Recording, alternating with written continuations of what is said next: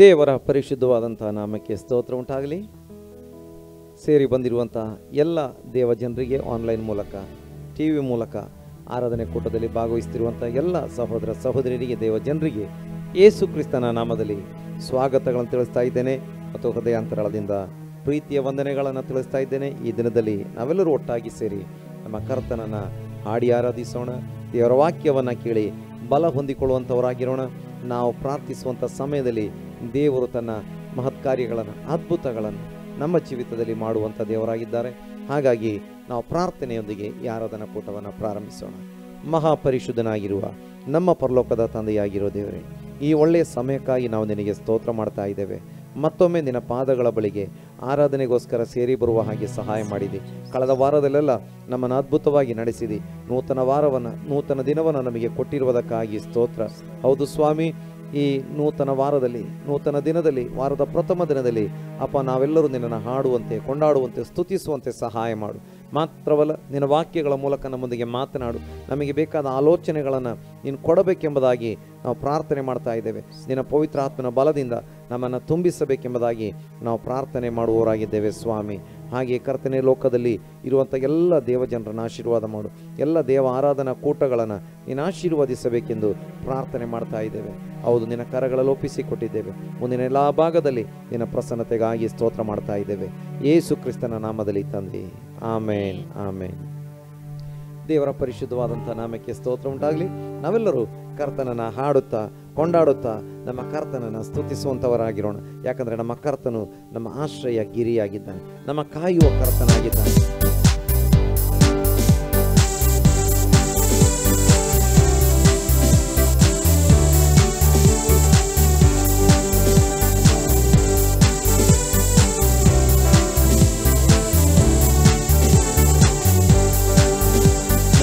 ಆಶ್ರಯಗಿರಿಯಾದವನೇ, ನನ್ನ ಕಾಯುವ ಕರ್ತನಿನೇ. ನನ್ನ ಆಶ್ರಯಗಿರಿಯಾದವನೇ, ನನ್ನ ಕಾಯುವ ಕರ್ತನಿನೇ.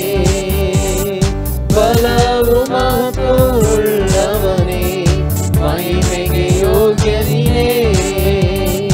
ಬಲವು ಮಹತ್ವವುಳ್ಳವನೇ, ಮಹಿಮೆಗೆ ಯೋಗ್ಯನಿನೇ.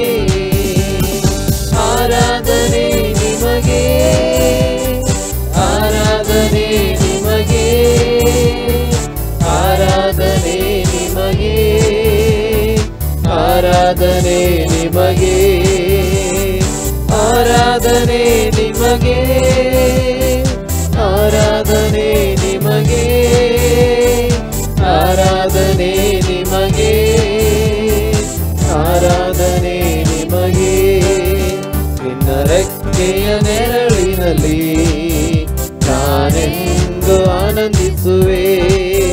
ನಿನ್ನ ರೆಕ್ಕೆಯ ನೆರಳಿನಲ್ಲಿ ನಾನೆಂದು ಆನಂದಿಸುವೆ.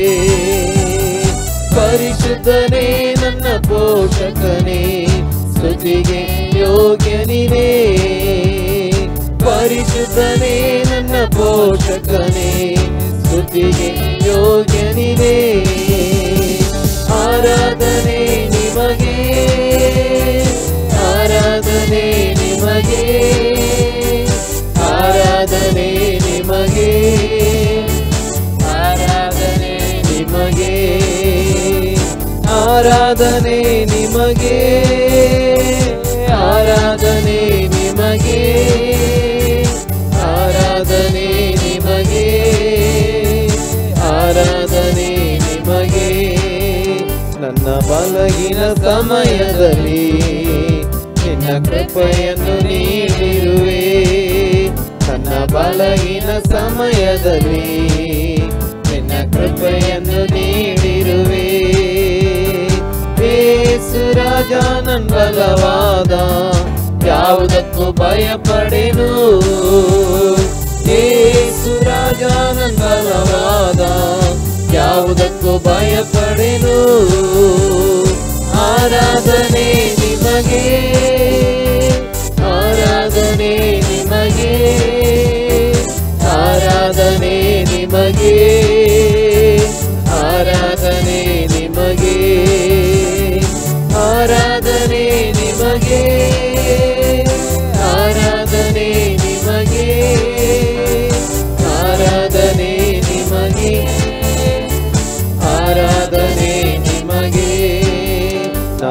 ಜೀವಿಸುವ ದಿನಗಳೆಲ್ಲ ನಿನ್ನ ಸ್ತುತಿಸಿ ಹೊಗಳುವೆನು. ನಾ ಜೀವಿಸುವ ದಿನಗಳೆಲ್ಲ ನಿನ್ನ ಸ್ತುತಿಸಿ ಹೊಗಳುವೆನು. ರಾಜ ನೀ ಮಾಡಿದ ಉಪಕಾರವು ಎಂದೆಂದು ಸ್ಮರಿಸುವೆನು. ರಾಜ ನೀ ಮಾಡಿದ ಉಪಕಾರವು ಎಂದೆಂದು ಸ್ಮರಿಸುವೆನು.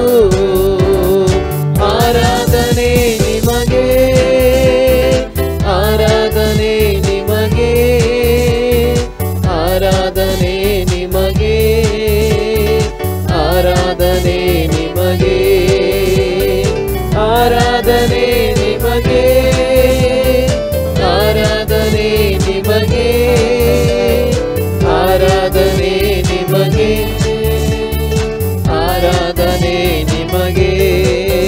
ನಾ ಜೀವಿಸುವ ದಿನಗಳೆಲ್ಲ ನಿನ್ನ ಸ್ತುತಿಸಿ ಹೊಗಳುವೆನು. ನಾ ಜೀವಿಸುವ ದಿನಗಳೆಲ್ಲ ನಿನ್ನ ಸ್ತುತಿಸಿ ಹೊಗಳುವೆನು. ರಾಜ ನೀ ಮಾಡಿದ ಉಪಕಾರವು ಎಂದೆಂದು ಸ್ಮರಿಸುವೆನು.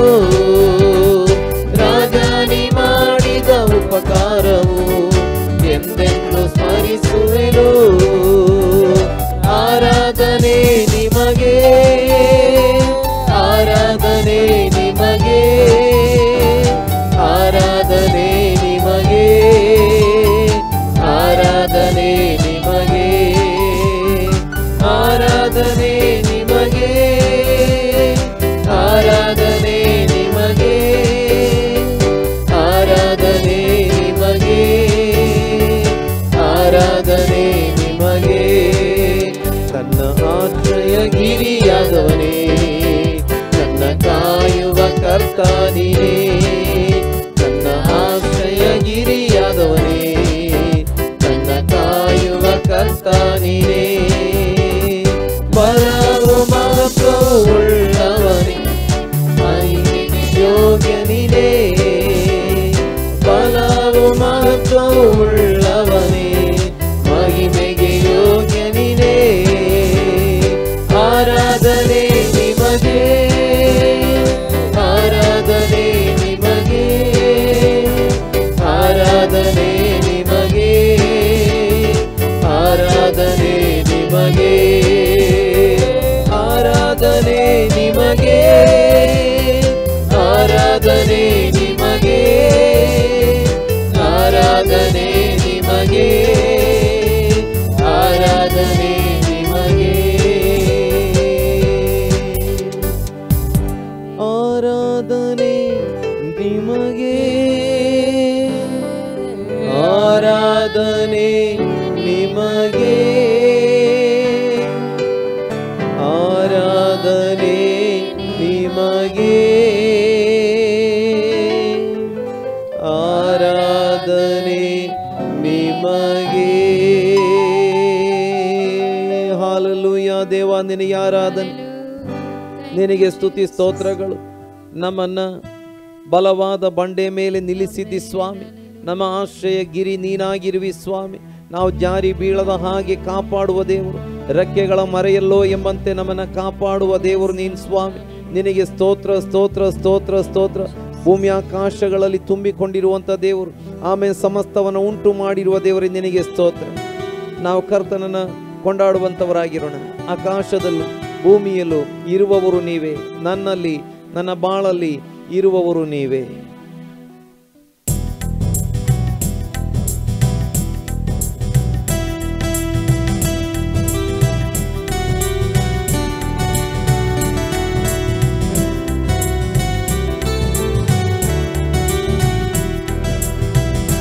ಆಕಾಶದಲ್ಲೂ ಭೂಮಿಯಲ್ಲೂ ಇರುವವರು ನೀವೇ, ನನ್ನಲ್ಲಿ ನನ್ನ ಬಾಳಲ್ಲಿ ಇರುವವರು ನೀವೇ. ಆಕಾಶದಲ್ಲೂ ಭೂಮಿಯಲ್ಲೂ ಇರುವವರು ನೀವೇ, ನನ್ನಲ್ಲಿ ನನ್ನ ಬಾಳಲ್ಲಿ ಇರುವವರು ನೀವೇ. Hallelujah hallelujah hallelujah hallelujah hallelujah hallelujah. ನನ್ನ ಯೇಸು ರಾಜ, Hallelujah, hallelujah, hallelujah, hallelujah, hallelujah, hallelujah. ಸುರಾಜ ನನ್ನ ಜೊತೆಯಲ್ಲಿ ಇರುವವರು ಯೆಹೋವ ಶಮ್ಮ ದೇವರು, ಅವರೇ ಜೀವನ ಕೋಟೆಯು, ಯಾವ ಭಯವೂ ನನಗಿಲ್ಲ. ನನ್ನ ಜೊತೆಯಲ್ಲಿ ಇರುವವರು ಯೆಹೋವ ಶಮ್ಮ ದೇವರು, ಅವರೇ ಜೀವನ ಕೋಟೆಯು, ಯಾವ ಭಯವೂ ನನಗಿಲ್ಲ. Hallelujah hallelujah hallelujah hallelujah hallelujah hallelujah ನನ್ನ ಯೇಸು ರಾಜ.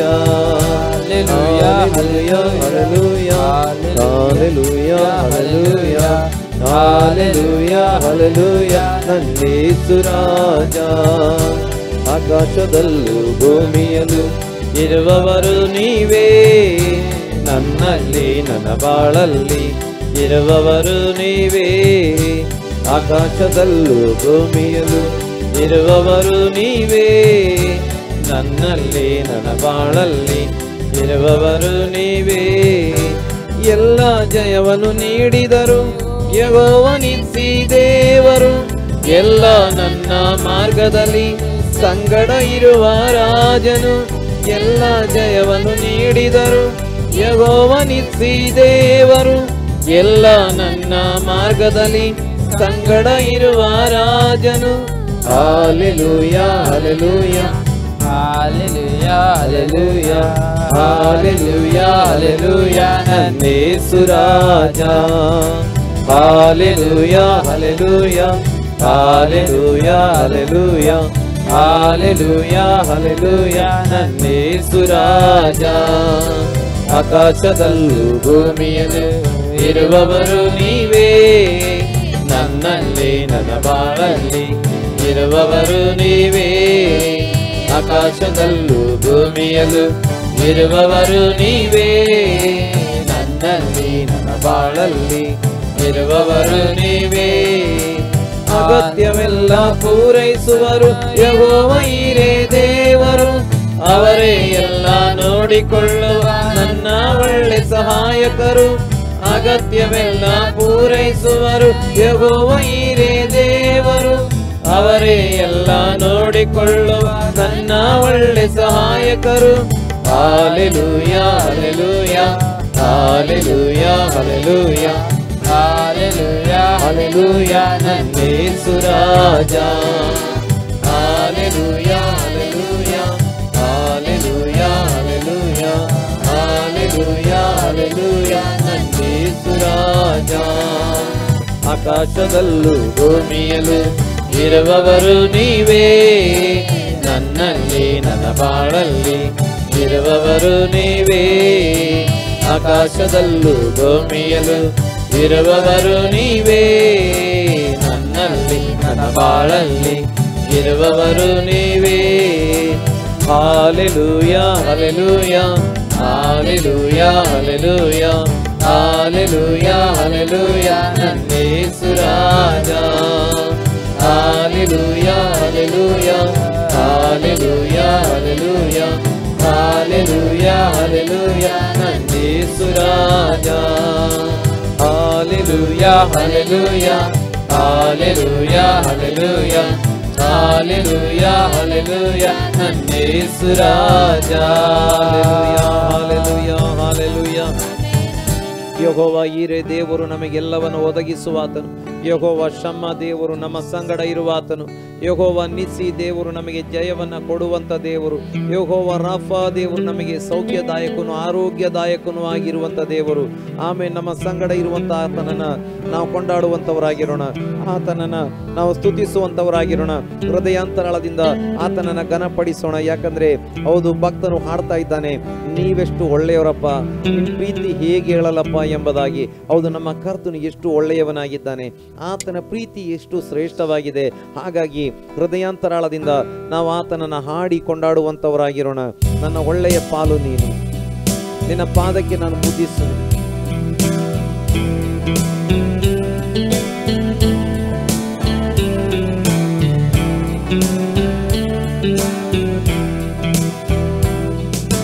ನೀವೆಷ್ಟು ಒಳ್ಳೆಯರಪ್ಪ,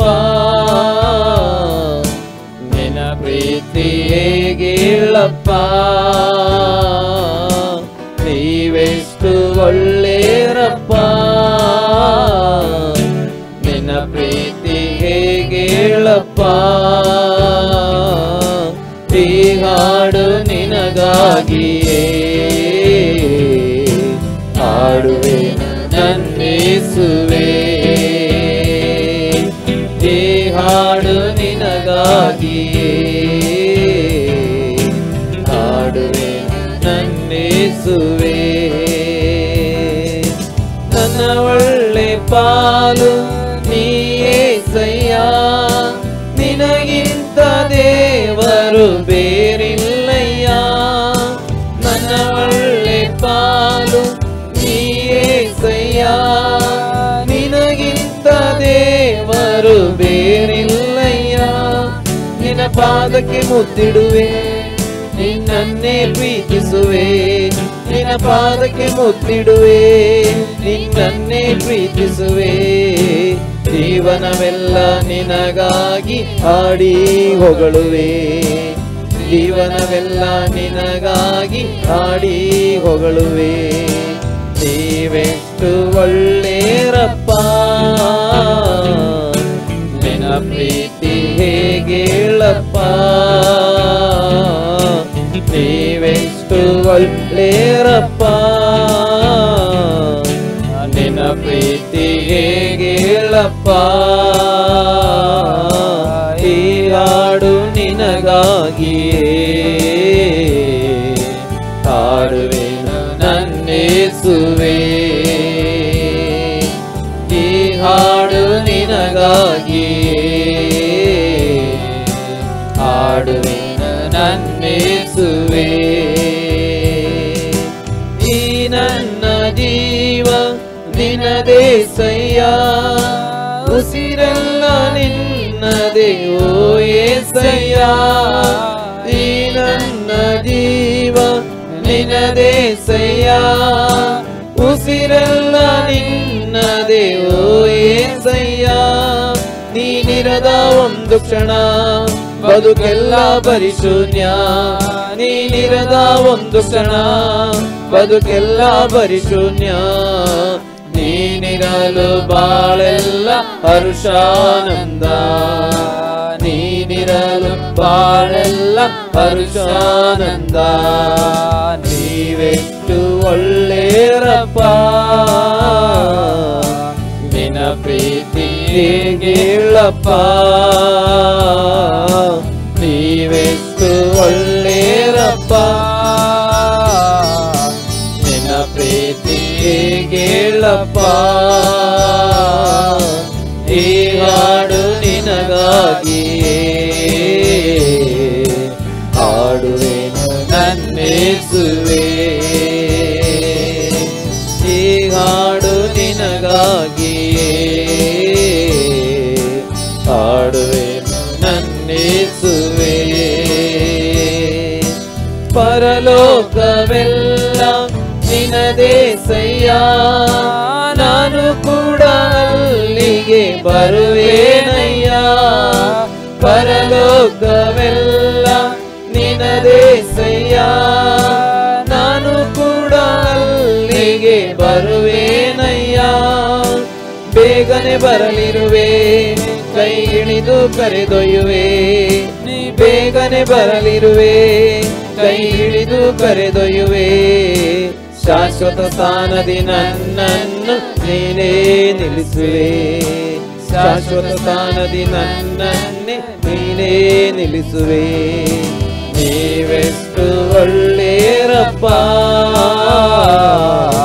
ನಿನ್ನ ಪ್ರೀತಿ ಹೇಗೇಳಪ್ಪ,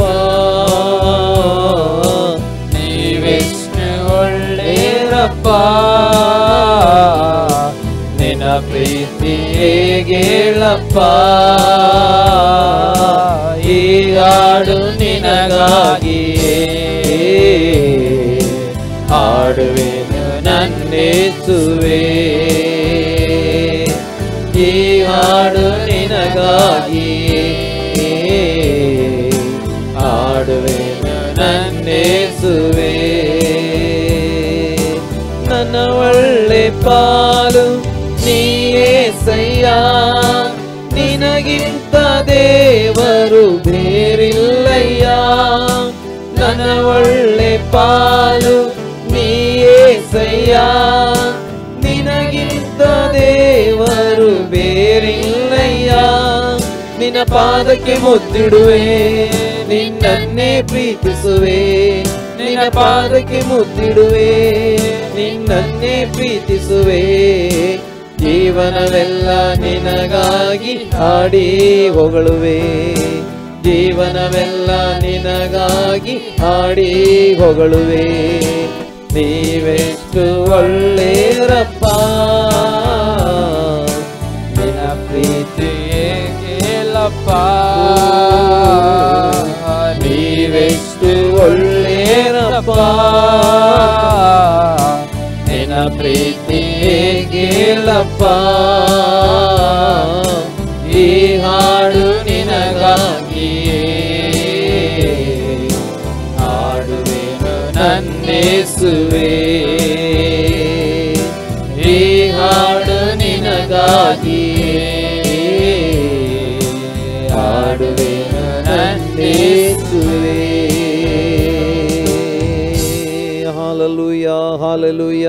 ಹೌದು, ನೀವೆಷ್ಟು ಒಳ್ಳೆಯ ದೇವರು ಸ್ವಾಮಿ.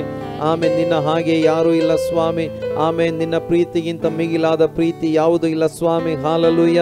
ನನ್ನ ಉಸಿರೆಲ್ಲ ನಿನ್ನದೇ. ಆಮೇಲೆ ನನಗೆ ಕೊಟ್ಟಿರುವಂಥದ್ದೆಲ್ಲ ನೀನೇ ಕೊಟ್ಟಿರುವಂಥದ್ದು ಸ್ವಾಮಿ. ಆಮೇಲೆ ನಿನ್ನ ಹೊರತು ಯಾರೂ ಇಲ್ಲ ಸ್ವಾಮಿ. ನಾವು ನಿನ್ನನ್ನು ಕೊಂಡಾಡುವವರಾಗಿದ್ದೇವೆ. ಹಾಗಾಗಿ ಸ್ವಾಮಿ, ನನ್ನ ಆಸೆ, ನನ್ನ ಬಯಕೆ ಎಲ್ಲ ನಿನ್ನ ನಾಮವನ್ನು ಮೇಲೆತ್ತುವುದೇ.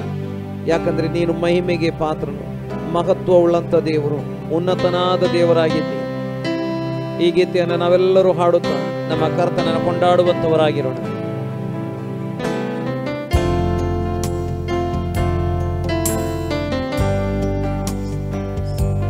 ನನ್ನ ಆಸೆ, ನನ್ನ ಬಯಕೆ ನಿನ್ನ ನಾಮವ ಮೇಲೆತ್ತುವುದೇ. ಮಹಿಮೆಗೆ ಪಾತ್ರ ನೀ, ಮಹತ್ವ ದೇವನೀ. ಉನ್ನತನಾದ ನನ್ನೇಸುವೆ. ನನ್ನ ಆಸೆ, ನನ್ನ ಬಯಕೆ ನಿನ್ನ ನಾಮವ ಮೇಲೆತ್ತುವುದೇ. ಮಹಿಮೆಗೆ ಪಾತ್ರ ನೀ, ಮಹತ್ವ ದೇವನೀ. ಉನ್ನತನಾದ ನನ್ನೇಸುವೆ. ಎಲ್ಲ ನಾಮಕ್ಕಿಂತಲೂ, ಎಲ್ಲ ಶಕ್ತಿಗಿಂತಲೂ, ಎಲ್ಲ ಜ್ಞಾನಕ್ಕಿಂತಲೂ ನೀ ಉನ್ನತ. ಎಲ್ಲ ನಾಮಕ್ಕಿಂತಲೂ, ಎಲ್ಲ ಶಕ್ತಿಗಿಂತಲೂ, ಎಲ್ಲ ಜ್ಞಾನಕ್ಕಿಂತಲೂ ನೀ ಉನ್ನತ. ಯೇಸು, ಯೇಸು, ಯೇಸು ನೀ ಉನ್ನತ. ಯೇಸು, ಯೇಸು, ಯೇಸು ಉನ್ನತ, ನೀ ಉನ್ನತ. ರಕ್ಷಣೆ ನೀಡುವ ನಾಮ ನಿನ್ನದು, ಸ್ವಸ್ಥತೆ ಕೊಡುವ ನಾಮ ನಿನ್ನದು, ಬಿಡುಗಡೆ ಕೊಡುವ ನಾಮ ನಿನ್ನದು ಯೇಸು.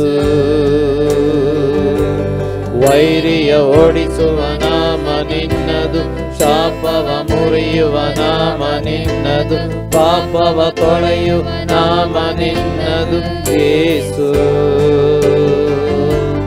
ರಕ್ಷಣೆ ನೀಡುವ ನಾಮ ನಿನ್ನದು, ಸ್ವಸ್ಥತೆ ಕೊಡುವ ನಾಮ ನಿನ್ನದು, ಬಿಡುಗಡೆ ಕೊಡುವ ನಾಮ ನಿನ್ನದು ಯೇಸು. ವೈರಿಯ ಓಡಿಸುವ ನಾಮ ನಿನ್ನದು, ಶಾಪವ ಮುರಿಯುವ ನಾಮ ನಿನ್ನದು, ಪಾಪವ ತೊಳೆಯುವ ನಾಮ ನಿನ್ನದು ಯೇಸು. ಎಲ್ಲ ಪಾಪ ಮುರಿಯುವುದು, ಎಲ್ಲ ವ್ಯಾಧಿ ನೀಗುವುದು, ಎಲ್ಲ ಬಾಧೆ ತೀರುವುದು ನಿನ್ನಾಮದೇ. ಎಲ್ಲ ಪಾಪ ಮುರಿಯುವುದು, ಎಲ್ಲ ವ್ಯಾಧಿ ನೀಗುವುದು, ಎಲ್ಲ ಬಾಧೆ ತೀರುವುದು ನಿನ್ನಾಮದೇ. ಯೇಸು ಯೇಸು ಯೇಸು ನೀ ಉನ್ನತ. ಯೇಸು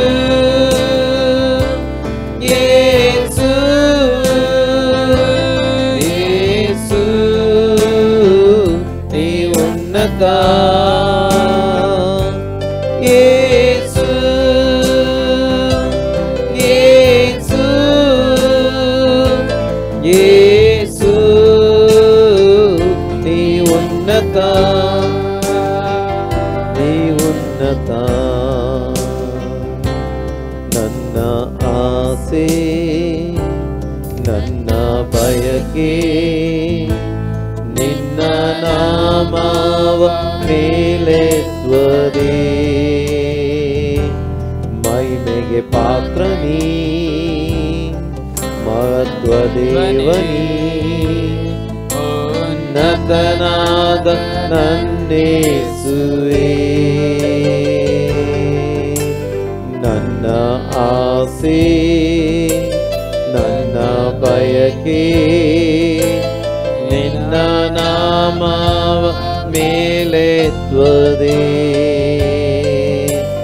ಮಹಿಮೆಗೆ ಪಾತ್ರ ನೀ, ಮಹತ್ವ ದೇವನೀ, ಉನ್ನತನಾದ ನನ್ನೇಸುವೆ.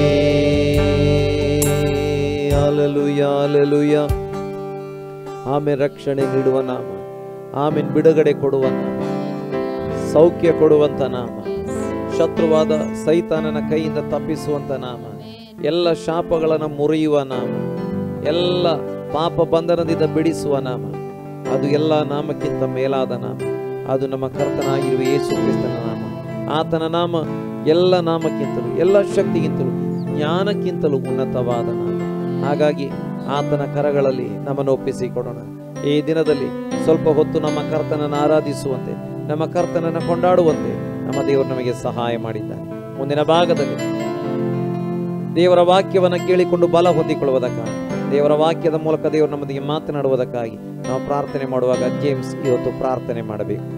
ಯೇಸುವೆ ದೇವರೇ ಸ್ತೋತ್ರ ಕರ್ತನೆ, ಒಳ್ಳೆ ಸಮಯಕ್ಕಾಗಿ ಕರ್ತನೆ ಸ್ತೋತ್ರ ಯೇಸುವೆ. ಹಾಲೆಲೂಯಾ ಕರ್ತನೆ, ಈ ಸಮಯದಲ್ಲಿ ಕರ್ತನೆ ಹಾಲೆಲೂಯಾ ದೇವರೇ ನಿಮ್ಮನ್ನು ದೇವರೇ ಆಡಲು ಸ್ತುತಿಸಲು ದೇವರೇ ಕೊಟ್ಟ ಸಮಯಕ್ಕಾಗಿ ಸ್ತೋತ್ರ ಕರ್ತನೆ ಯೇಸುವೆ. ಹಾಲೆಲೂಯಾ ಕರ್ತನೆ, ಈ ಸಮಯದಲ್ಲಿ ಕರ್ತನೆ ಹಾಲೆಲೂಯಾ ಕರ್ತನೆ ಹಾಲೆಲೂಯಾ ನಿನ್ನ ವಾಕ್ಯದೊಂದಿಗೆ ನಮ್ಮೊಂದಿಗೆ ಮಾತನಾಡು ಕರ್ತನೆ ದೇವರೇ ಸ್ತೋತ್ರ. ಹಾಲೆಲೂಯಾ ನಮಗೆ ಬೇಕಾದ ಕರ್ತನೆ ಹಾಲೆಲೂಯಾ ಕರ್ತನೆ ಮನ್ನವನ್ನು ದೇವರೇ ಈ ದಿನದಲ್ಲಿ ನಮಗೆ ಒದಗಿಸಿಕೊಡು ಕರ್ತನೆ ಸ್ತೋತ್ರ. ಹಾಲೆಲೂಯಾ ಕರ್ತನೆ, ಬೇರೆ ಯಾರಿಗೆಲ್ಲ ಕರ್ತನೆ ಯೇಸುವೆ ಹಾಲೆಲೂಯಾ ಆನ್ಲೈನ್ ಮುಖಾಂತರ ಮತ್ತು ಟಿವಿ ಮುಖಾಂತರ ನೋಡ್ತಿದ್ದಾರೆ ಕರ್ತನೆ, ಅವರಿಗೆ ಎಲ್ಲರಿಗೂ ಕರ್ತನೆ ಯೇಸುವೆ ನಿನ್ನ ದೇವರೇ ಸ್ಪರ್ಶ ಉಂಟಾಗಬೇಕು ದೇವರೇ ಸ್ತೋತ್ರ. ಹಾಲೆಲೂಯಾ ರೋಗಿಗಳಿಗೆ ಮತ್ತು ಕರ್ತನೆ ಹಾಲೆಲೂಯಾ ಬೇರೆ ಸಮಸ್ಯೆಗಳಲ್ಲಿರೋರು ಎಲ್ಲರಿಗೂ ಕರ್ತನೆ ನೀನು ದೇವರೇ ಬಿಡುಗಡೆಯನ್ನು ದೇವರಿಗೆ ಕೊಡೋದಕ್ಕಾಗಿ ಸ್ತೋತ್ರ ಕರ್ತನೆ. ಹಾಲೆಲೂಯಾ ಕರ್ತನೆ ಯೇಸುವೆ ನಮ್ಮೊಂದಿಗೆ ಕರ್ತನೆ ನೀನು ಕರ್ತನೆ ಈ ದಿನದಲ್ಲಿ ಮಾತನಾಡು ಕರ್ತನೆ, ನಮಗೆ ಬೇಕಾದ ವಾಕ್ಯಗಳನ್ನು ಕರ್ತನೆ ನೀನು ದೇವರ ಸೇವಕರ ಮುಖಾಂತರ ಇದೇರೆ ಹಾಲೆಲೂಯಾ ನಮಗೆ ದೇವರು ಒದಗಿಸಿಕೊಡು ದೇವರೇ ಸ್ತೋತ್ರ. ಹಾಲೆಲೂಯಾ ಕರ್ತನೆ ನಮ್ಮೊಂದಿಗೆ ಮಾತನಾಡೋದಕ್ಕಾಗಿ ಸ್ತೋತ್ರ ಕರ್ತನೆ. ಹಾಲೆಲೂಯಾ ಕರ್ತನೆ ಎಲ್ಲವನ್ನು ನಿನ್ನ ಕರಗಳಲ್ಲಿ ಒಪ್ಪಿಸಿದ್ದೇನೆ ದೇವರೇ ಸ್ತೋತ್ರ. ಹಾಲೆಲೂಯಾ ಪ್ರಾರ್ಥನೆ ಕೇಳಿದಕ್ಕೆ ಬೇಕಾಗಿ ಸ್ತೋತ್ರ ತಂದೆ ಯೇಸುವಿನ ನಾಮದಲ್ಲಿ ಬೇಡಿ ಹೋಗ್ತಿದ್ದೇನೆ ತಂದೆಯಾದ ದೇವರೇ, amen amen amen. Hallelujah hallelujah hallelujah hallelujah. ದೇವರ ಪರಿಶುದ್ಧವಾದಂಥ ನಾಮಕ್ಕೆ ಸ್ತೋತ್ರ ಉಂಟಾಗಲಿ. ಎಲ್ಲ ಪ್ರೀತಿಯ ಸಹೋದರ ಸಹೋದರಿಯರೇ, ನಿಮ್ಮೆಲ್ಲರಿಗೂ ಈ ಆರಾಧನಾ ಕೂಟದಲ್ಲಿ ಮತ್ತೊಮ್ಮೆ ಸ್ವಾಗತಗಳನ್ನು ತಿಳಿಸ್ತಾ ಇದ್ದೇನೆ. ಸ್ವಲ್ಪ ಸಮಯ ನಾವೆಲ್ಲರೂ ನಮ್ಮ ಕರ್ತನನ್ನು ಹಾಡಿ ಆರಾಧಿಸುವಂತೆ ಪ್ರಾರ್ಥಿಸುವಂತೆ ದೇವರು ನಮಗೆ ಸಹಾಯ ಮಾಡಿದ್ದಾನೆ. ಅನೇಕರು ಆನ್ಲೈನ್ ಮೂಲಕ ಟಿ ವಿ ಮೂಲಕ ಕೂಡ ಆರಾಧನಾ ಕೂಟದಲ್ಲಿ ಭಾಗವಹಿಸಿದ್ದೀರಿ. ನಿಮ್ಮೆಲ್ಲರನ್ನ ಪ್ರತಿಯೊಬ್ಬರನ್ನ ಕರ್ತನು ಹೆಚ್ಚೆಚ್ಚಾಗಿ ಆಶೀರ್ವಾದಿಸಲಿ. ನಾವು ಮುಂದಿನ ಸಮಯದಲ್ಲಿ ದೇವರ ವಾಕ್ಯವನ್ನು ಧ್ಯಾನಕ್ಕಾಗಿ ನಾವು ತೆಗೆದುಕೊಳ್ಳುವಂಥವರಾಗಿರೋಣ. ನಾವು ಧ್ಯಾನಕ್ಕಾಗಿ ತೆಗೆದುಕೊಳ್ಳುವಂಥ ವಾಕ್ಯ 1 ಪುರಕಾಲ ವೃತ್ತಾಂತ 14ನೇ ಅಧ್ಯಾಯ ಅದರ 8ರಿಂದ 11ರವರೆಗಿನ ವಾಕ್ಯಗಳು. ಇಸ್ರಾಯೇಲ್ಯರೆಲ್ಲರೂ ದಾವೀದನನ್ನು ಅಭಿಷೇಕಿಸಿ ತಮ್ಮ ಅರಸನನ್ನಾಗಿ ಮಾಡಿಕೊಂಡರೆಂಬ ವರ್ತಮಾನವು ಫಿಲಿಷ್ಟಿಯರಿಗೆ ಮುಟ್ಟಿದಾಗ ಅವರು ಅವನನ್ನು ಹಿಡಿಯುವುದಕ್ಕೆ ಹೊರಟರು. ದಾವೀದನು ಇದನ್ನು ಕೇಳಿ ತಾನೂ ಅವರ ಎದುರಿಗೆ ಹೋದನು. ಫಿಲಿಷ್ಟಿಯರು ದೇಶದೊಳಗೆ ನುಗ್ಗಿ ರಫಾಯಿಮ್ ತಗ್ಗಿನಲ್ಲಿ ಸುಲಿಗೆ ಮಾಡುತ್ತಿದ್ದುದರಿಂದ ದಾವೀದನು ದೇವರಾದ ಯೆಹೋವನನ್ನು, ನಾನು ಫಿಲಿಷ್ಟಿಯರಿಗೆ ವಿರೋಧವಾಗಿ ಹೋಗಬಹುದೋ, ಅವರನ್ನು ನನ್ನ ಕೈಗೆ ಒಪ್ಪಿಸಿಕೊಡುವಿಯೋ ಎಂದು ಕೇಳಲು ಆತನು, ಹೋಗು, ನಾನು ಅವರನ್ನು ನಿನ್ನ ಕೈಗೆ ಒಪ್ಪಿಸುವೆನು ಎಂದು ಉತ್ತರ ಕೊಟ್ಟನು. ಅಷ್ಟರಲ್ಲಿ ಬಾಳ್ ಪೆರಾಚಿಮಿಗೆ ಬಂದ ಅವರನ್ನು ದಾವೀದನು ಸೋಲಿಸಿ, ಯೆಹೋವನು ಕಟ್ಟೆಯೊಡೆದ ಪ್ರವಾಹದಂತೆ ನನ್ನ ಶತ್ರುಗಳ ಮೇಲೆ ಬಿದ್ದು ಅವರನ್ನು ನನ್ನ ಮುಖಾಂತರವಾಗಿ ನಾಶ ಮಾಡಿದ್ದಾನೆಂದು ಹೇಳಿದ್ದರಿಂದ ಆ ಯುದ್ಧ ಸ್ಥಳಕ್ಕೆ ಬಾಳ್ ಪೆರಾಚಿಮೆಂದು ಹೆಸರಾಯಿತು. ದೇವನಾಮಕ್ಕೆ ಸ್ತೋತ್ರ ಉಂಟಾಗಲಿ. 1 ಪುರಕಾಲ ವೃತ್ತಾಂತ 14ನೇ ಅಧ್ಯಾಯ ಅದರ 8ರಿಂದ 11ರವರೆಗಿನ ವಾಕ್ಯಗಳನ್ನು ಓದಿದ್ದೇವೆ. ಅಲ್ಲಿ ನಾವು ನೋಡ್ತಾ ಇದ್ದೇವೆ 8ನೇ ವಾಕ್ಯದಲ್ಲಿ ದೇವರು ಇಸ್ರಾಯೇಲ್ಯರ ಮೂಲಕವಾಗಿ, ಅಥವಾ ಈ ರೀತಿಯಾಗಿ ನೋಡ್ಬೋದು, ಎಲ್ಲರೂ ದಾವೀದನನ್ನು ಅಭಿಷೇಕಿಸಿ ತಮ್ಮ ಅರಸನನ್ನಾಗಿ ಮಾಡಿಕೊಂಡರು ಎಂಬುದಾಗಿ. ನೋಡಿ, ಎಲ್ಲ ಇಸ್ರಾಯೇಲ್ಯರು ಸೇರಿ ದಾವೀದನನ್ನು ತಮ್ಮ ಅರಸನನ್ನಾಗಿ ಅಭಿಷೇಕ ಮಾಡ್ತಾ ಇದ್ದಾರೆ. ನಾವು ನೋಡ್ತೇವೆ ನಂತರ ಏನಾಗ್ತಾ ಇದೆ, ಆತನ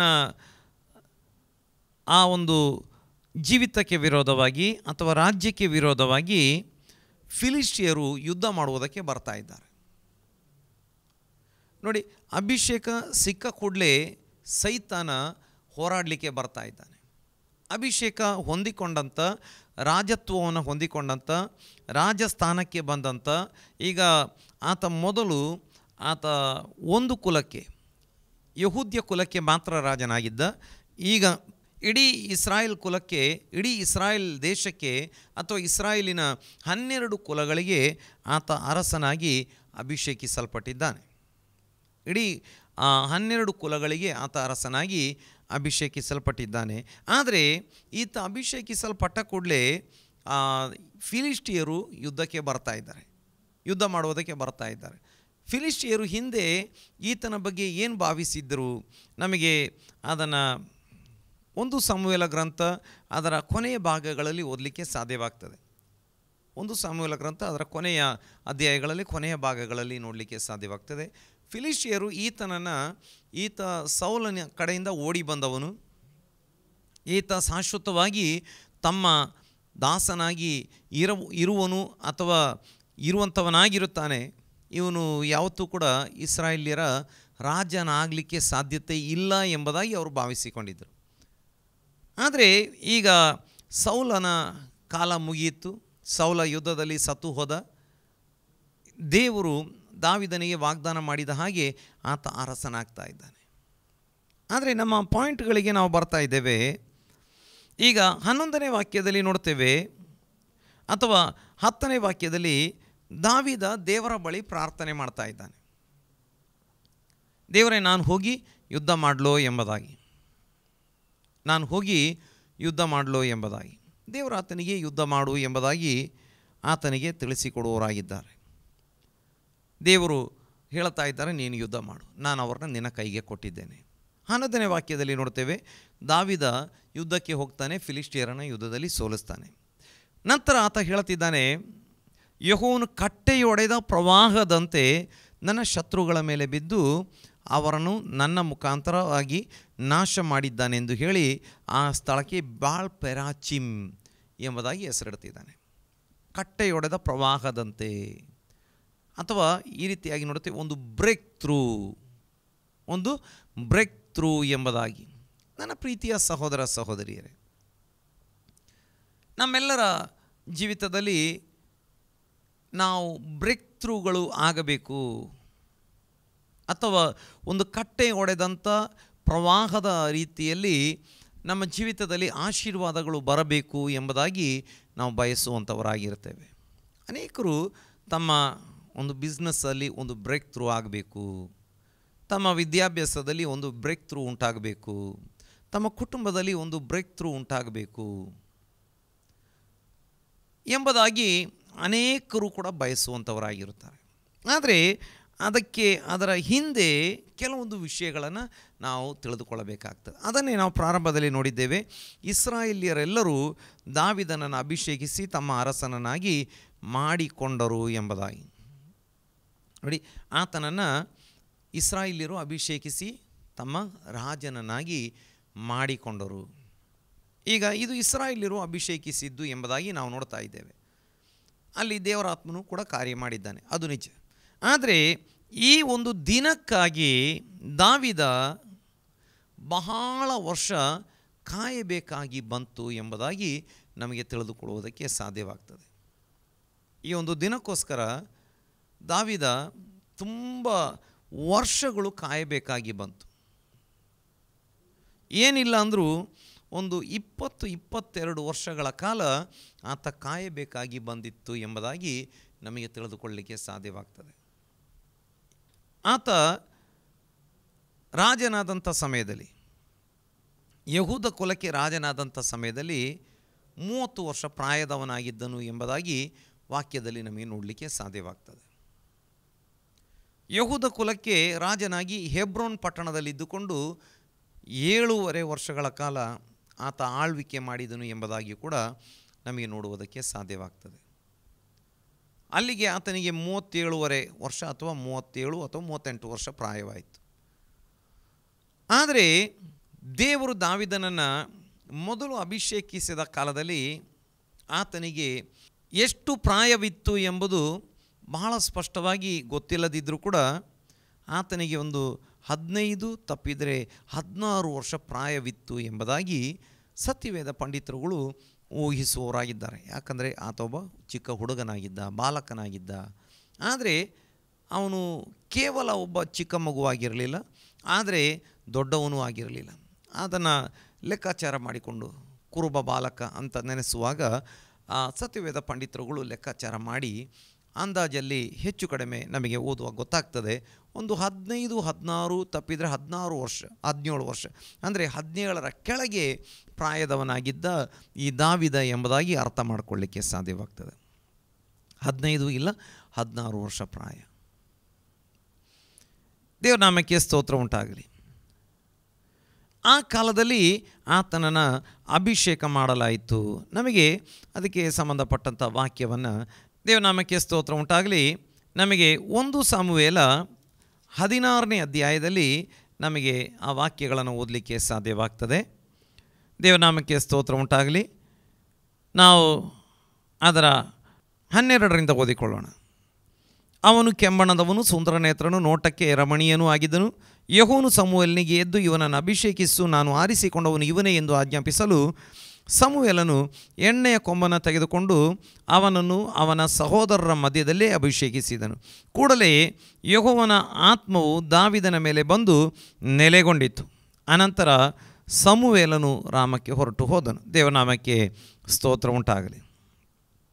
ಇಲ್ಲಿ ನೋಡ್ತೇವೆ, ಸಹೋದರರ ಮಧ್ಯದಲ್ಲಿ ಎಣ್ಣೆಯ ಕೊಂಬಿನಿಂದ ಎಣ್ಣೆಯನ್ನು ಹೊಯ್ದು ಸಮುವೇಲನು ದಾವೀದನನ್ನು ಅಭಿಷೇಕ ಮಾಡಿದನು ಎಂಬುದಾಗಿ.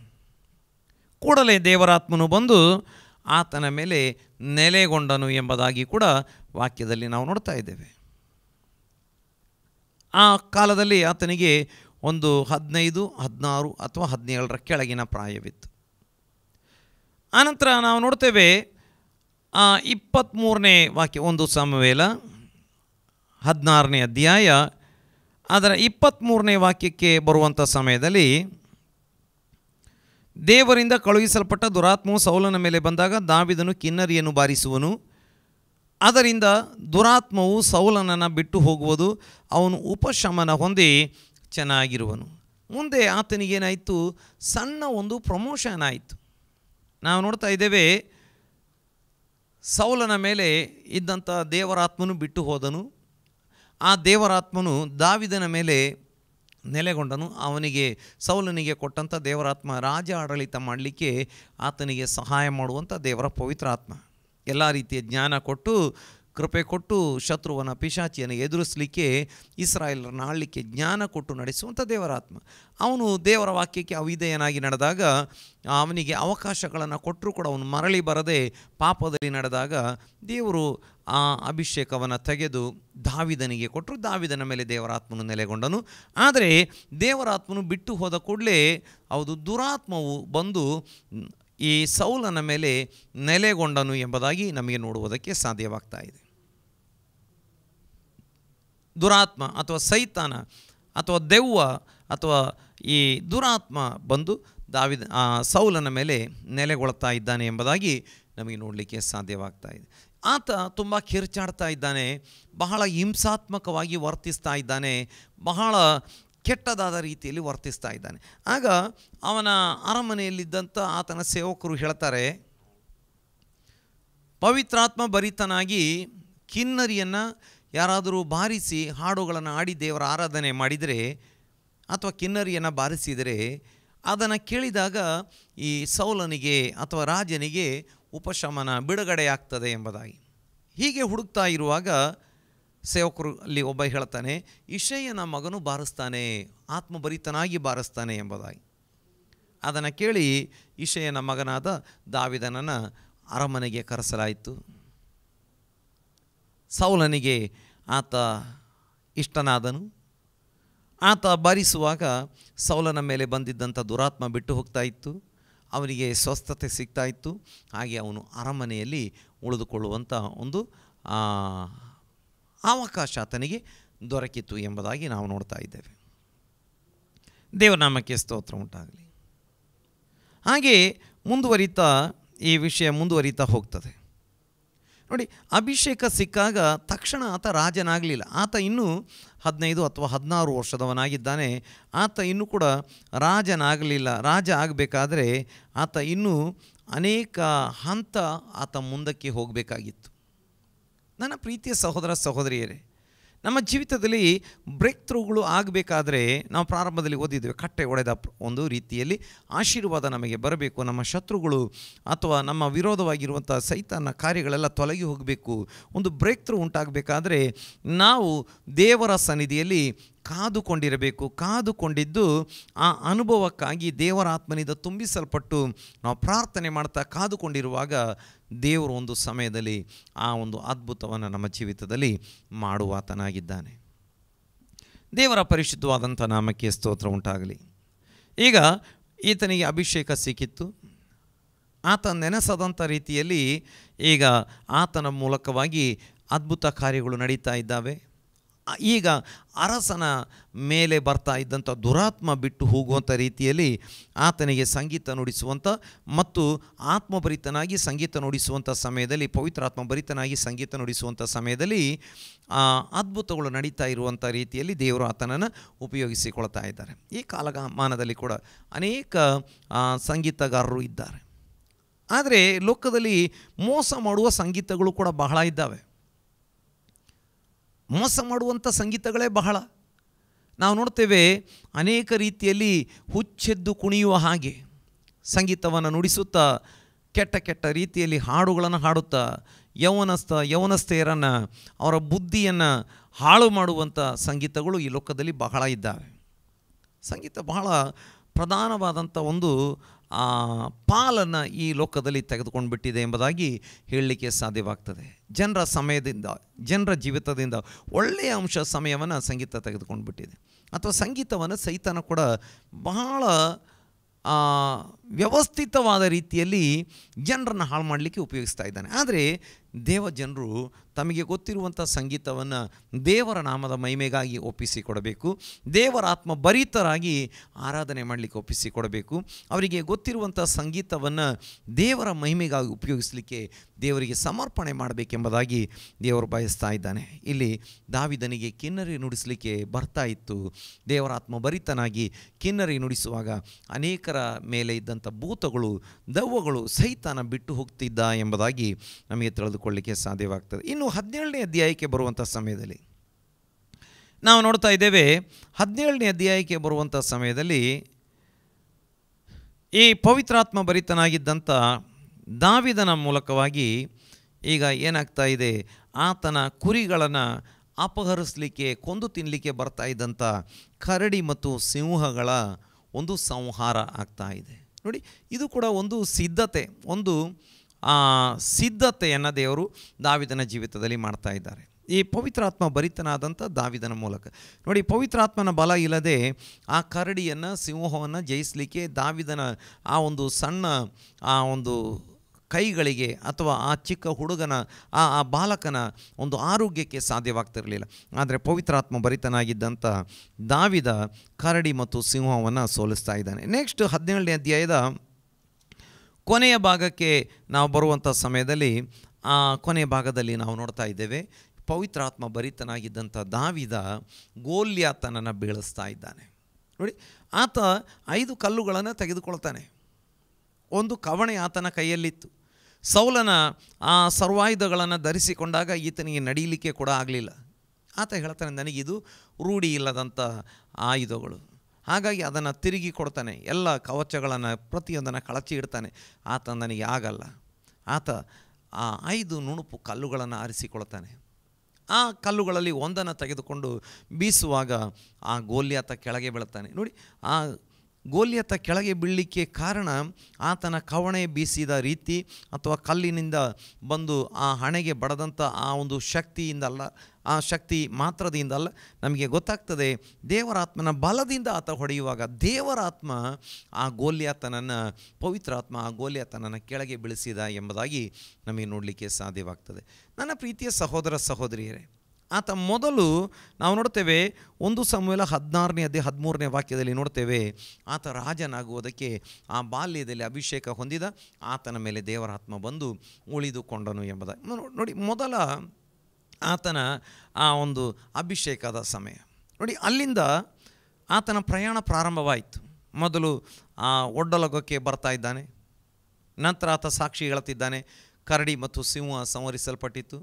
ನಂತರ ನಾವು ನೋಡ್ತಾ ಇದ್ದೇವೆ, ಆತ ಗೋಲ್ಯಾತನನ್ನು ಸಂಹರಿಸ್ತಾ ಇದ್ದಾನೆ ದೇವರಾತ್ಮನ ಬಲದಿಂದ. ನಂತರ ಆತನಿಗೆ ಸೌಲನ ಹಗೆಯನ್ನು ಎದುರಿಸಬೇಕಾಯಿತು. ಹಂತ ಹಂತವಾಗಿ ಆತನಿಗೆ ಏನಾಗ್ತಾ ಉಂಟು, ವಿರೋಧಗಳು ಕೂಡ ಬರ್ತಾ ಇದ್ದಾವೆ. ನಂತರ ಒಂದು 30 ವರ್ಷದವರೆಗೆ ಅವನು ಬಹಳಷ್ಟು ರೀತಿಯ ಕಷ್ಟ ಅನುಭವಿಸಬೇಕಾಯಿತು. ಆತ ಅರಮನೆಗೆ ಬಂದಿದ್ದರೂ ನಂತರ ಕಾಡಿಗೆ ಓಡಿ ಹೋಗಬೇಕಾಯಿತು. ನಂತರ ಗುಹೆಗಳಲ್ಲಿ ಕದ್ದು ಮುಚ್ಚಿ ಆತ ಇರಬೇಕಾಯಿತು. ಅನೇಕ ವರ್ಷಗಳ ಕಾಲ ಪ್ರಾಣವನ್ನು ಕೈಯಲ್ಲಿ ಹಿಡಿದುಕೊಂಡು ಓಡಾಡಬೇಕಾಯಿತು. ಆ ಕಾಡುಗಳಲ್ಲಿ, ಗುಡ್ಡಗಳಲ್ಲಿ, ಗವಿಗಳಲ್ಲಿ, ಗುಹೆಗಳಲ್ಲಿ, ಪರದೇಶಗಳಲ್ಲಿ ಆತ ಇರಬೇಕಾಯಿತು. ಅನೇಕ ಬಾರಿ ಶತ್ರುವಿನ ಕೈಗೆ ಈಗೋ ನಾನು ಸಿಕ್ಕಿ ಹಾಕಿಕೊಂಡು ಬಿಟ್ಟೇ ಎಂಬಂಥ ರೀತಿಯಲ್ಲಿ ಆತ ಇನ್ನೇನು ಹಿಡಿದು ಬಿಟ್ಟ, ಶತ್ರು ನನ್ನನ್ನು ಹಿಡಿದು ಬಿಟ್ಟ ಎಂಬಂಥ ರೀತಿಯಲ್ಲಿ ಆತ ಅಂಥ ಪರಿಸ್ಥಿತಿಗಳ ಮೂಲಕ ದಾಟಿ ಹೋಗಬೇಕಾಗಿ ಬಂತು. ದೇವನಾಮಕ್ಕೆ ಸ್ತೋತ್ರ ಉಂಟಾಗಲಿ.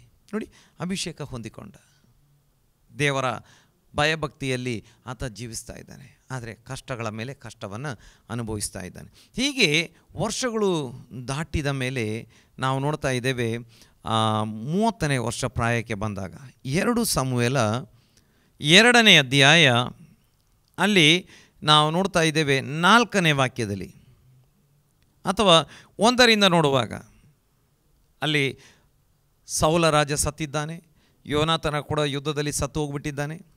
ಈಗ ಆತ 1ನೇ ವಾಕ್ಯದಿಂದ ಓದುವಾಗ ನಮಗೆ ಸಮಯವಿಲ್ಲ, ನಾನೇ ಹೇಳ್ತಾ ಹೋಗ್ಬಿಡ್ತೇನೆ.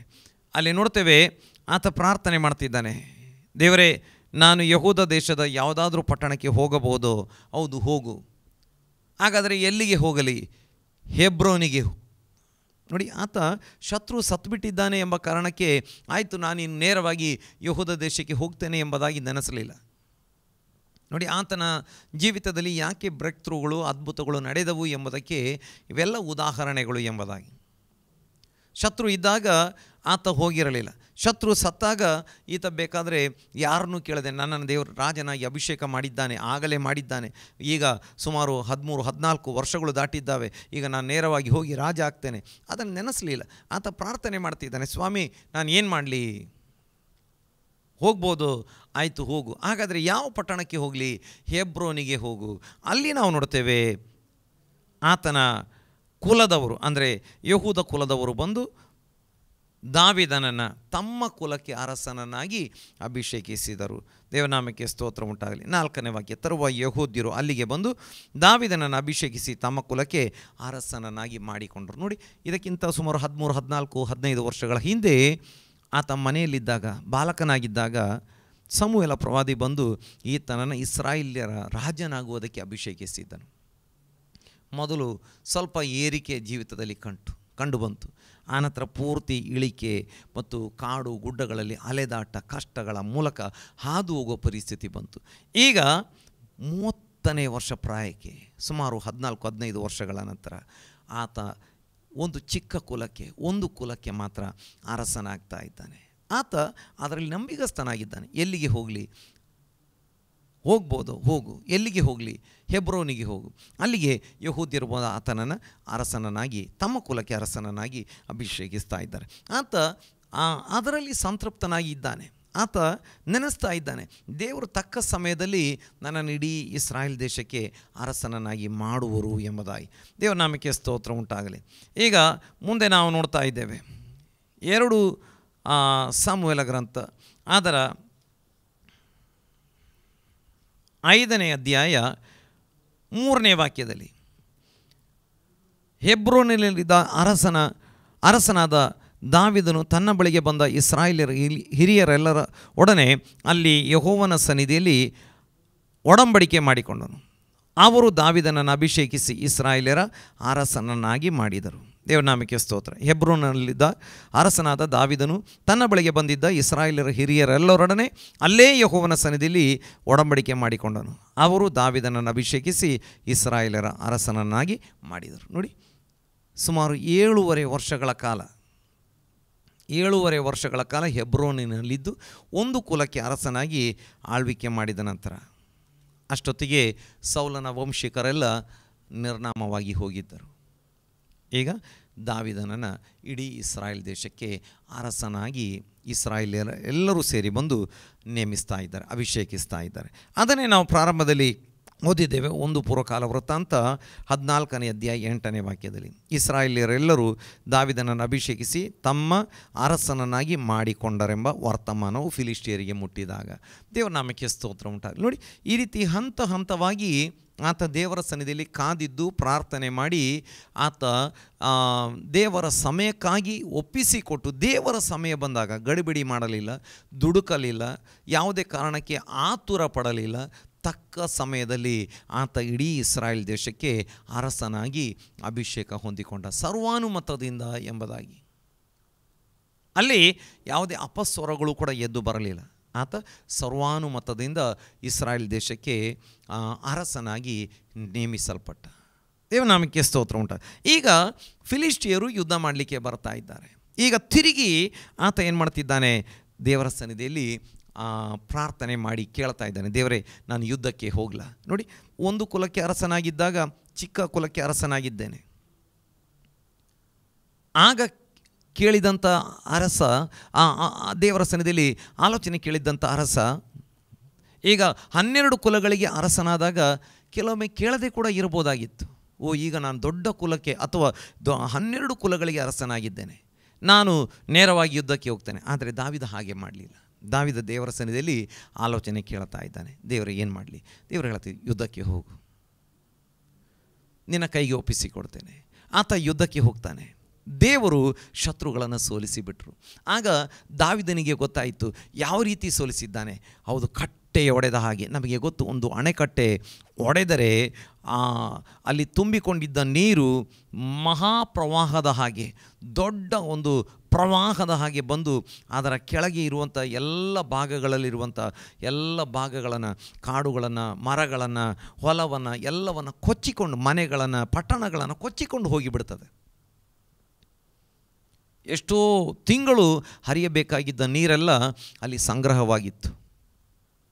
ಲಕ್ಷಾಂತರ ಎಕರೆ ಜಾಗಗಳಲ್ಲಿ ಅದು ಒಟ್ಟಿಗೆ ಬಂದಾಗ ಅದರ ಕೆಳಗಿರುವಂಥ ಪಟ್ಟಣಗಳು, ಅದರ ಕೆಳಗಿರುವಂಥ ಕಾಡುಗಳು, ಹೊಲಗಳು, ಸೇತುವೆಗಳು ಪ್ರತಿಯೊಂದು ಕೊಚ್ಚಿಕೊಂಡು ಹೋಗಿಬಿಡ್ತದೆ. ಹಾಗೆಯೇ ದೇವರು ಕೊಟ್ಟಂಥ ಅಭಿಷೇಕದಲ್ಲಿ ನೆಲೆಗೊಂಡಿದ್ದು, ದೇವರು ಕೊಟ್ಟಂಥ ವಾಗ್ದಾನಗಳಿಗಾಗಿ ಕಾದಿದ್ದು, ಆ ದೇವರ ಸಮಯಕ್ಕಾಗಿ ಒಪ್ಪಿಸಿಕೊಟ್ಟು ನಾವು ಪ್ರಾರ್ಥನೆ ಮಾಡುವಾಗ ಒಂದು ದಿನ ನಮ್ಮ ಜೀವಿತದಲ್ಲಿ ಬ್ರೇಕ್ ಥ್ರೂ ಆಗ್ತದೆ. ನನ್ನ ಪ್ರೀತಿಯ ಸಹೋದರ ಸಹೋದರಿಯರೇ, ನಮ್ಮ ದೇವರು ಬ್ರೇಕ್ ಥ್ರೂಗಳನ್ನು, ಕಟ್ಟೆ ಒಡೆದ ಪ್ರವಾಹದ ಹಾಗೆ ಆಶೀರ್ವಾದಗಳನ್ನು ನಮ್ಮ ಜೀವಿತಕ್ಕೆ ಕೊಡುವಂಥ ದೇವರಾಗಿದ್ದಾನೆ. ದಾವೀದನ ಹಾಗೆ ಕಾದಿದ್ದು ನಾವು ಪ್ರಾರ್ಥನೆ ಮಾಡುವಾಗ, ದಾವೀದನ ಹಾಗೆ ಕಾದಿದ್ದು ದೇವರ ಆಲೋಚನೆ ಕೇಳಿಕೊಳ್ಳುವಾಗ, ದೇವರು ತಕ್ಕ ಸಮಯದಲ್ಲಿ ಅದ್ಭುತಗಳನ್ನು ಮಾಡುವ ಆತನಾಗಿದ್ದಾನೆ. ನನ್ನ ಪ್ರೀತಿಯ ಸಹೋದರ ಸಹೋದರಿಯರೇ, ನಿಮ್ಮ ವೈಯಕ್ತಿಕ ಜೀವಿತದಲ್ಲಿ, ನಿಮ್ಮ ಕುಟುಂಬ ಜೀವಿತದಲ್ಲಿ, ನಿಮ್ಮ ಉದ್ಯೋಗದಲ್ಲಿ, ನಿಮ್ಮ ವಿದ್ಯಾಭ್ಯಾಸದಲ್ಲಿ ಕೆಲವೊಮ್ಮೆ ಎಷ್ಟೋ ದಿನ ಉದ್ಯೋಗಕ್ಕಾಗಿ ಅಲೆದಾಡ್ತಾ ಇದ್ದೀರಿ. ಆದರೆ ದೇವರು ಒಂದು ಬ್ರೇಕ್ ಥ್ರೂ ನಿಮ್ಮ ಜೀವಿತದಲ್ಲಿ ತರುವವನಾಗಿದ್ದಾನೆ. ಕೆಲವೊಮ್ಮೆ ಒಂದು ಕುಟುಂಬಕ್ಕಾಗಿ, ಕೆಲವೊಮ್ಮೆ ಮಕ್ಕಳಿಗಾಗಿ, ಕೆಲವೊಮ್ಮೆ ಉದ್ಯೋಗದಲ್ಲಿ, ಬಿಸ್ನೆಸ್ಸಲ್ಲಿ ಒಂದು ವರಮಾನಕ್ಕಾಗಿ ದೇವರು ನಿಮ್ಮ ಜೀವಿತದಲ್ಲಿ ಬ್ರೇಕ್ ಥ್ರೂ ತರುವವನಾಗಿದ್ದಾನೆ. ಹಾಗಾಗಿ ದೇವರ ಕರಗಳಲ್ಲಿ ಒಪ್ಪಿಸಿಕೊಡೋಣ. ದೇವರು ಈ ವಾಕ್ಯಗಳ ಮೂಲಕ ಎಲ್ಲರನ್ನ ಆಶೀರ್ವಾದ ಮಾಡಲಿ. ನಾವು ಪ್ರಾರ್ಥನೆ ಮಾಡೋಣ. ಮಹಾಪರಿಶುದ್ಧನಾಗಿರುವಂಥ ನಮ್ಮ ಪರಲೋಕದ ತಂದೆಯಾಗಿರುವ ದೇವರೇ, ಈ ದಿನ ಸ್ವಲ್ಪ ಹೊತ್ತು ನಿನ್ನ ಸನ್ನಿಧಿಯಲ್ಲಿ ಇದ್ದುಕೊಂಡು ನಿನ್ನನ್ನು ಹಾಡಿ ಆರಾಧಿಸುವಂತೆ, ನಿನ್ನನ್ನು ಕೊಂಡಾಡುವಂತೆ, ಪ್ರಾರ್ಥಿಸುವಂತೆ, ಮಾತ್ರವಲ್ಲ ಜೀವಗಳ ನಿನ್ನ ವಾಕ್ಯಗಳನ್ನು ಕೇಳುವಂತೆ ಸಹಾಯ ಮಾಡಿದಿ. ನೀನು ಬ್ರೇಕ್ ಥ್ರೂಗಳನ್ನು ತರುವಂಥ ದೇವರಾಗಿದ್ದಿ. ದಾವೀದನು ನಿನ್ನ ಸನ್ನಿಧಿಯಲ್ಲಿ, ಹೌದು ಸ್ವಾಮಿ, ಬಾಲಕನಾಗಿದ್ದ ಸಮಯದಿಂದ, ನೀನು ಅಭಿಷೇಕ ಮಾಡಿದ ಸಮಯದಿಂದ ಹಂತ ಹಂತವಾಗಿ ಬೆಳೆದು ಬಂದು ಅನೇಕ ಶೋಧನೆ, ಕಷ್ಟ, ನಿಂದೆ, ಅಪಮಾನ ಎಲ್ಲವನ್ನು ಅನುಭವಿಸಬೇಕಾಗಿ ಬಂದರು. ನಿನ್ನ ವಾಗ್ದಾನಕ್ಕಾಗಿ, ನಿನ್ನ ವಾಕ್ಯಕ್ಕಾಗಿ, ನಿನ್ನ ವಾಗ್ದಾನಗಳು ನೆರವೇರುವುದಕ್ಕಾಗಿ ಆತ ಕಾದುಕೊಂಡಿದ್ದನು ಸ್ವಾಮಿ. ಹೌದು ಕರ್ತನೆ, 30ನೇ ವರ್ಷಕ್ಕೆ ಒಂದು ಕುಲಕ್ಕೆ ಅರಸನಾದನು.